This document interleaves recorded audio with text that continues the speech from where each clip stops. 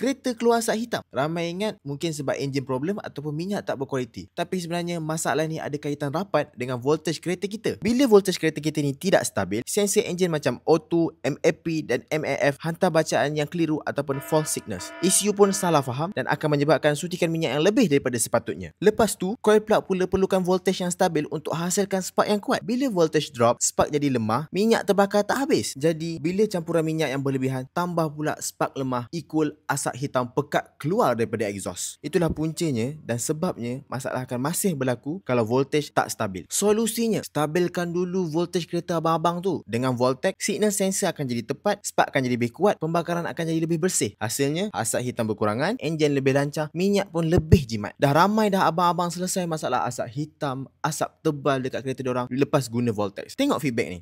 Itu dia apa ni? Asap mesti tengok tak ada. Oh, asap tak ada? Dia banyak asap ke ni keluar? Standard lah. Enjin pun dah enjin tua lah, lama lah. Lepas akak gunakan ni, asap kereta kurang hitam lah.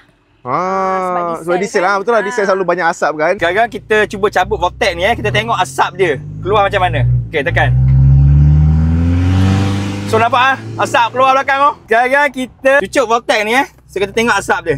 So selalunya kita cucuk biar dia dalam 10 second ke 15 second sebab dia akan masuk charge dulu. Tekan.